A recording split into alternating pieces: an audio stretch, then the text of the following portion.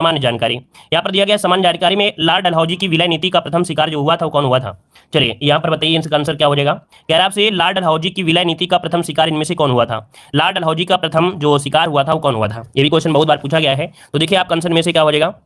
चलिए, विलय नीति का प्रथम शिकार हुआ था सतारा हुआ था। कौन हुआ था? सतारा हुआ था, जो कि ऑप्शन कहां बना है आपका बी नंबर हो जाएगा। सतारा हो जाएगा, सतारा हो जाएगा। ठीक है, सतारा जो आपका हुआ था वो 1848 में। कब हुआ था? 1848 में हुआ था। ठीक है, और जैसे जैतपुर है या संभल है, ठीक है, जैतपुर और संभल है, 49 में हुआ था। ठीक है, चलिए करौली कब हुआ था भाई? करौली हुआ था 1855 में। ठीक है, 55 में। आगे बढ़ते हैं, क्वेश्चन दिया है भारतवर्ष के लिए इंडिया शब्द का प्रयोग सर्वप्रथम किसने किया है? इंडिया शब्द का जो प्रयोग किया है वो किसने किया है? यहाँ पर आंसर क्या होगा? तो ये थे आपके हेरोडोटस। कौन है आपके? हेरोडोटस आपके हैं। यहाँ पर आंसर हो जाएगा आपका, यहाँ पर नंबर, ये आपके यूनानी इतिहासकार हैं। कैसे हैं? यूनानी इतिहासकार हैं। तो ऑप्शन क्या बनेगा? यहाँ पर नंबर आपका हो जाएगा। आगे बढ़ते हैं, क्वेश्चन आपसे अगला है, निम्नलिखित में से किसने भारत में लोक निर्माण विभाग की स्थापना की थी?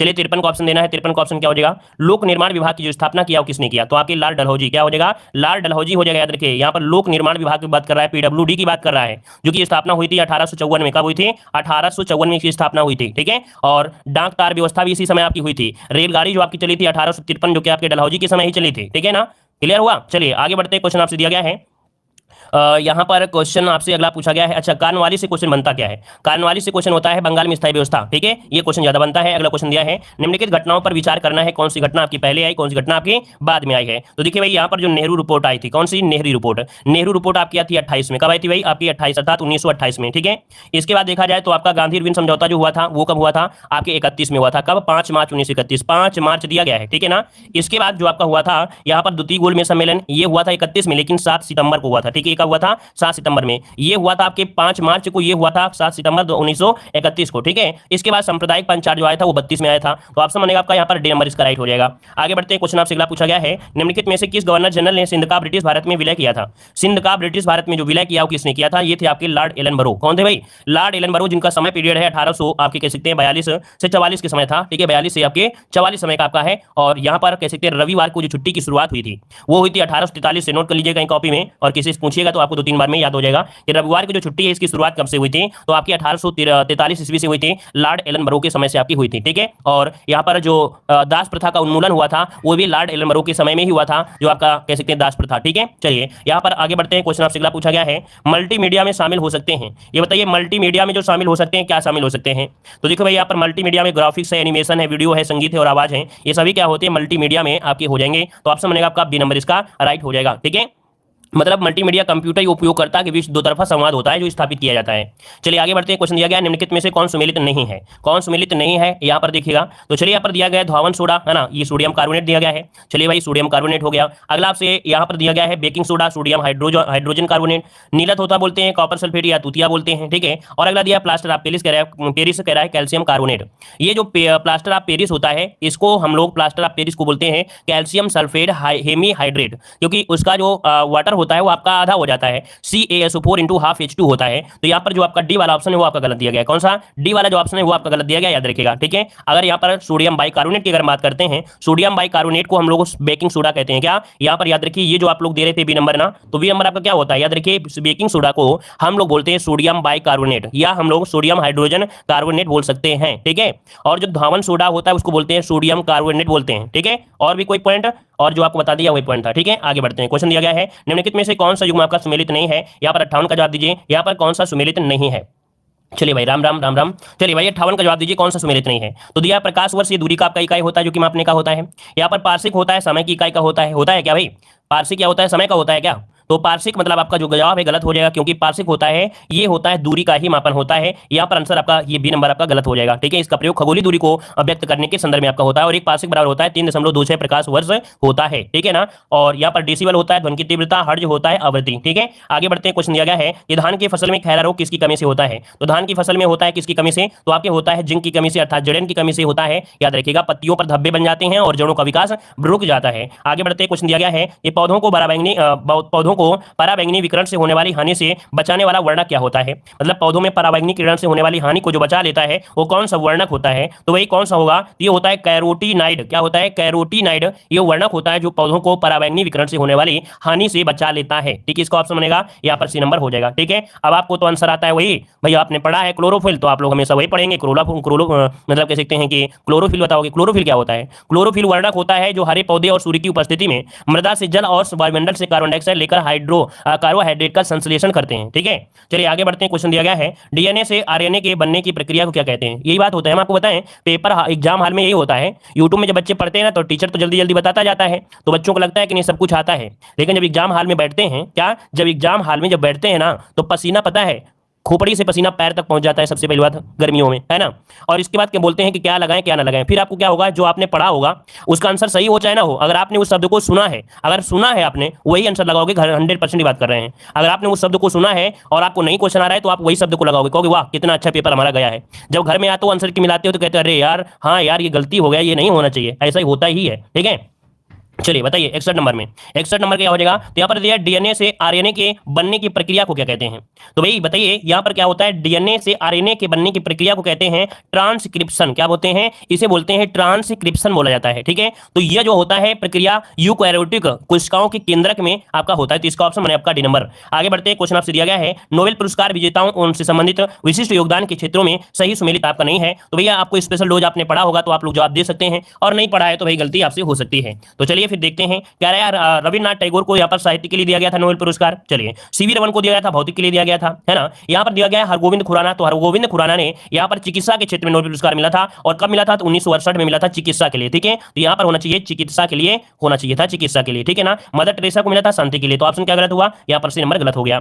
आगे बढ़ते हैं, क्वेश्चन आपसे दिया गया है मूल रूप से ऑडियो सिस्टम के लिए विकसित डिजिटल डेटा के भंडारण के लिए इस्तेमाल किया जाने वाला एक छोटा सा प्लास्टिक डिस्क को क्या कहा जाता है? मतलब डिजिटल डेटा के भंडारण के लिए इस्तेमाल किया जाने वाला एक छोटा सा प्लास्टिक डिस्क मतलब जो गोलाकार होता है उसे कहते क्या है? तो इसे कहा जाता है कंपैक्ट डिस्क कहते हैं। क्या बोलते हैं इसे? कंपैक्ट डिस्क कहते हैं, जिसमें से ये ऑडियो सिस्टम मतलब कह सकते हैं कि इसको स्टोर कर लेते हैं, भंडार कर लेते हैं। तो यहाँ पर हो जाएगा क्या? प्लास्टिक डिस्क अथवा कंपैक्ट डिस्क हो जाएगा। आगे बढ़ते हैं, क्वेश्चन दिया गया है भारतीय अंतरिक्ष अनुसंधान के क्षेत्र में बड़ी सफलता की स्थापना के साथ आई है। अर्थात भारतीय अंतरिक्ष अनुसंधान में कौन सी आपकी स्थापना हुई जिसकी वजह से ज्यादा सफलता मिल रही है? ये है भौतिक क्या दिया गया है? भौतिक अनुसंधान प्रयोगशाला। देखिए भारतीय अनुसंधान क्षेत्र में देखा जाए तो ये आपकी कौन सी है? आपका एक स्थापना हुई थी अहमदाबाद में, इसका नाम है आपका पीआरएल। पीआरएल मतलब होता है भौतिक अनुसंधान प्रयोगशाला। ठीक है, और पीआरएल की स्थापना डॉक्टर विक्रम साराभाई ने किया था। यहाँ पर जो आंसर आपका बनेगा ये आपका हो जाएगा ए नंबर। और आपको पता होगा कि डॉक्टर जो आपकी कहता हूँ विक्रम साराभाई, उन्होंने किया था 1947 में किया। तो 1947 में परमाणु ऊर्जा विभाग की स्थापना 1954 में की गई थी। ठीक है, और इसरो का जो मुख्यालय है वो बेंगलुरु में है, और उसकी स्थापना जो हुई थी वो आपकी 1969 में की गई थी इसरो की। ठीक है, तो यहाँ पर आंसर बने आपका ए नंबर। आगे बढ़ते हैं, क्वेश्चन दिया गया है कि जैसे जैसे अर्थव्यवस्था विकसित होती है तो राष्ट्रीय आय में तृतीय क्षेत्र का जो अंश होता है वो घटता है या बढ़ता है? भाई अगर आपकी इकोनॉमिक्स विकसित हो रही है, डेवलप हो रहा है, तो इसका मतलब जो सेवा क्षेत्र है तृतीय क्षेत्र है वो क्या होगा? तो 100% की वो क्या होगा? इंक्रीज होगा। अर्थात यहाँ पर क्या हो जाएगा? 65 का ऑप्शन बनेगा सी नंबर। बढ़ता जाता है, क्या बढ़ता जाता है, याद रखिएगा। ठीक है, चलिए आगे बढ़ते हैं, क्वेश्चन दिया गया है दूसरी पंचवर्षीय योजना की रूपरेखा किसने तैयार की थी? दूसरी पंचवर्षीय योजना की रूपरेखा जो तैयार किया था वो आपके पीसी महालनोबिस, जो कि ऑप्शन क्या बनेगा? सी नंबर आपका राइट हो जाएगा। पीसी महालनोबिस के रूपरेखा पर आपकी आधारित है, याद रखिएगा। और इस पंचवर्षीय योजना में उद्योगों को बढ़ावा दिया गया था। क्या उद्योगों को बढ़ावा दिया गया था? प्राथमिक उद्योग को बढ़ावा दिया गया, चिकित्सा और स्वास्थ्य के क्षेत्र को भी बढ़ावा दिया गया था। इस योजना में 3 कारखाने भी आपके लगे थे। कौन कौन लगे थे? तो आपके जो राउरकेला आपका है, ठीक है, भिलाई हो गया, दुर्गापुर। तो राउरकेला, भिलाई, दुर्गापुर ये संयंत्र है। जो राउरकेला है वो ओडिशा में है, भिलाई है छत्तीसगढ़ में है, दुर्गापुर आपके पश्चिम बंगाल में। तो कारखाने भी इसी समय लगे थे। ठीक है, चलिए आगे बढ़ते हैं, क्वेश्चन दिया गया है कि लोकसभा और राज्यसभा की गतिरोध की स्थिति किन स्थितियों में संसद की संयुक्त बैठक बुलाई जाती है? मतलब ये बोला है कि अगर लोकसभा और राज्यसभा की गतिरोध की स्थिति होती है तो किन स्थितियों में संसद की संयुक्त बैठक बुलाई जाती है? यहाँ पर जो आपका 67 का ऑप्शन होगा क्या हो जाएगा? तो याद रखिए साधारण विधि निर्माण को पारित करने की स्थिति में, याद रखिए कोई साधारण विधेयक है उसको निर्माण को पारित करने की स्थिति में होता है। याद रखिए धन में तो हो ही नहीं सकता है भाई, तुक्का भी लगाओगे तो क्या मतलब है? तुक्का लगाने से कोई मतलब नहीं होता है। धन विधेयक तो हमेशा पता है कि लोकसभा में पारित होता है, तो राज्यसभा क्यों टांग अड़ाएगा? वो टांग तो अड़ा ही नहीं सकता, याद रखिए। और संविधान संशोधन विधेयक में नहीं होगा, इसमें से दोनों आपके होते हैं, लेकिन वो आपके विधेयक में दोनों 2/3 होना चाहिए। यहाँ पर साधारण विधि निर्माण को पारित करने ऑप्शन बनेगा आपका ए नंबर। आगे बढ़ते हैं, क्वेश्चन आपसे अच्छा कुछ पॉइंट आपका इसमें ये है, इनमें से आपका ये है कि रुकिए 67 वाले में कोई केवल एक ही होगा भाई, इसका आंसर सिर्फ एक ही होगा, यही वाला आपका होगा, दूसरा तो आपका इसमें हो ही नहीं सकता है। ठीक है, तो 67 का ऑप्शन बनेगा आपका ए नंबर। आर्टिकल नंबर क्या होता है? 108। ठीक है, कौन से नंबर? आर्टिकल नंबर 108 के तहत इनको बुलाया जाता है, याद रखिएगा। ठीक है, चलिए आगे बढ़ते हैं। क्वेश्चन दिया गया है, कह रहा भारतीय संसद में स्थगन प्रस्ताव लाने के क्या उद्देश्य होते हैं? भारतीय संसद में स्थगन प्रस्ताव लाने के क्या उद्देश्य होते हैं? यहाँ पर आंसर क्या होगा? तो देखो यहाँ पर जो दिया है, सार्वजनिक महत्व के निश्चित अत्यावश्यक मुद्दे पर बहस करने से है। क्या? सार्वजनिक महत्व के निश्चित अत्यावश्यक मुद्दे पर बहस करने से यहाँ पर भारतीय संसद में स्थगन प्रस्ताव लाया जाता है। मतलब देखते हैं कि आपको जो बैठक होती है स्थगित कर दी जाती है। ठीक है, तो यहाँ पर आंसर जो हो जाएगा वो क्या हो जाएगा आपका ए नंबर, इसमें राइट हो जाएगा। 2-3 पॉइंट आपके होते हैं, है ना। इसके लिए क्या होता है कि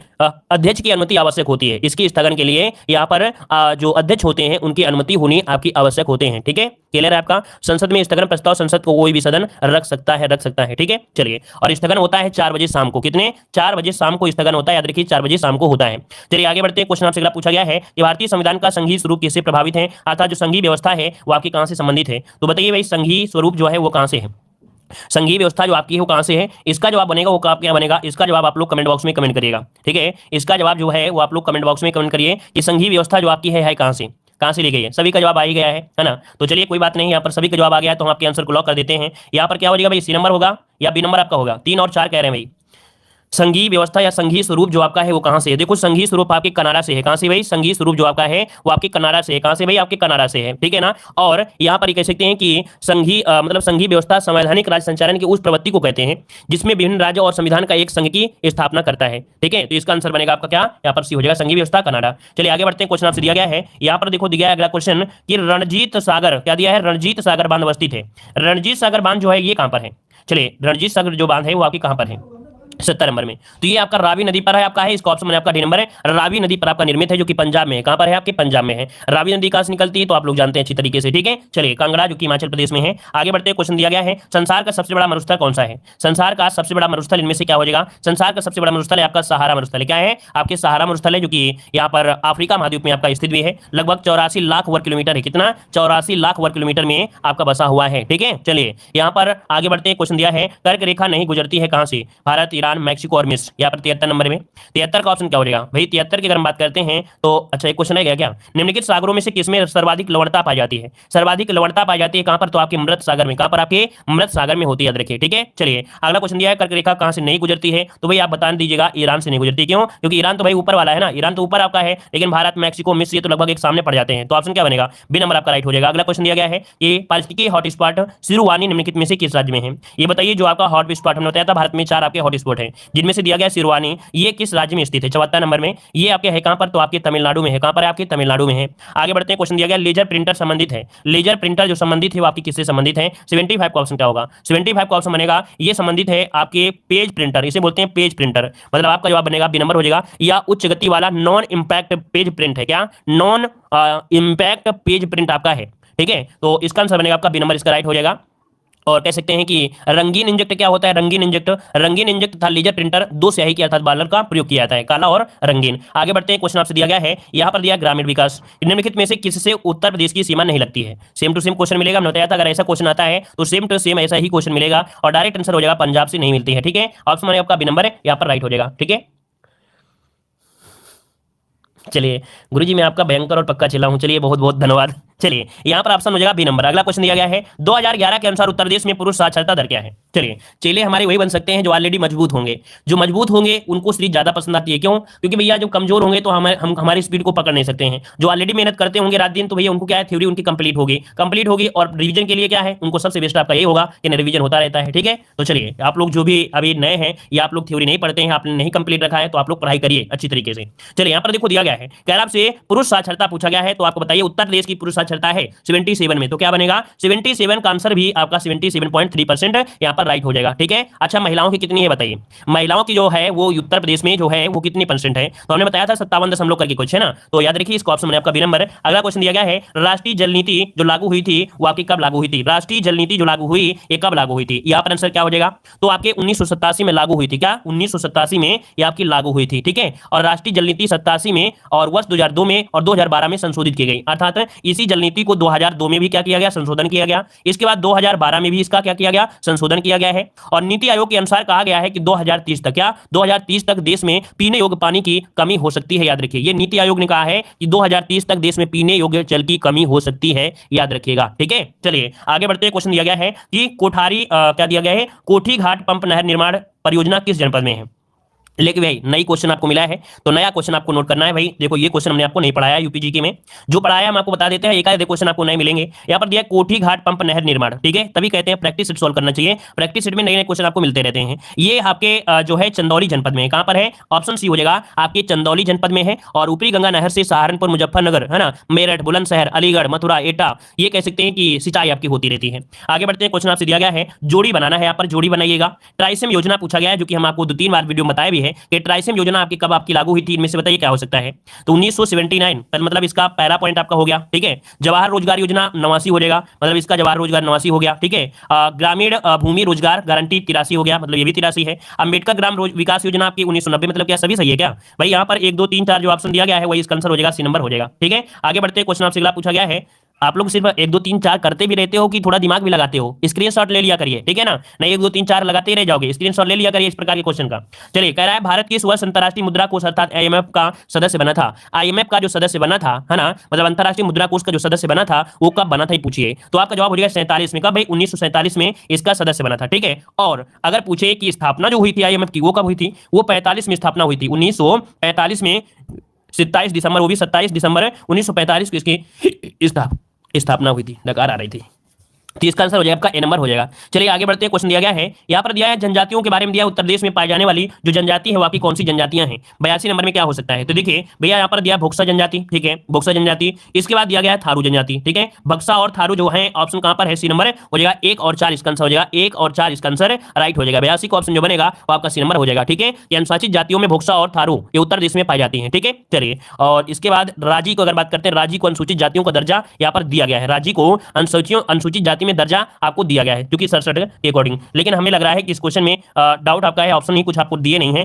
सही 60 यहाँ पर ऑप्शन दिए नहीं है, क्योंकि कह सकते हैं कि 1967 में 5 जनजातियों को दर्जा दिया गया था, बुक्सा, जौनसारी, भोटिया, थारू और राजी, है ना, मतलब इसमें से कोई ऑप्शन दिया नहीं है। तो हमारे हिसाब से इस वाले क्वेश्चन के ऑप्शन आपके यहाँ पर लगभग सभी होंगे। ठीक है, यहाँ पर जो लगभग है वो आपके सभी होंगे, क्योंकि भाई आपको पता है कि 5 जनजाति मिली थी, बुक्सा, जौनसारी, भोटिया, थारू, राजी, सभी आपके हैं। जब सभी हैं तो भैया सभी होना चाहिए। ठीक है, चलिए आगे बढ़ते हैं। क्वेश्चन इसमें से सभी होना चाहिए। ठीक है, चलिए यहाँ पर आगे बढ़ते हैं। क्वेश्चन आपसे अगला पूछा गया है, 2003 तो दिया नहीं भाई कि 2003 के हिसाब से लगा दें, वो तो दिया नहीं है। चलिए अगला क्वेश्चन दिया गया है, उस क्वेश्चन में डाउट है, याद रखिएगा। ठीक है, चलिए क्वेश्चन दिया है, निम्नलिखित में से कौन सुमेलित नहीं है। 83 नंबर में कौन सुमेलित नहीं है, यहाँ पर जवाब दीजिएगा। तो चलिए यहाँ पर देखिए कौन सा सुमेलित नहीं है। पहला पॉइंट दिया राजघाट बांध यमुना दिया गया है। अब आप बताइए कि राजघाट जो बांध है ना, तो ये राजघाट बांध आपकी यमुना नदी में है क्या भाई, यमुना नदी में नहीं, बेतवा नदी में है।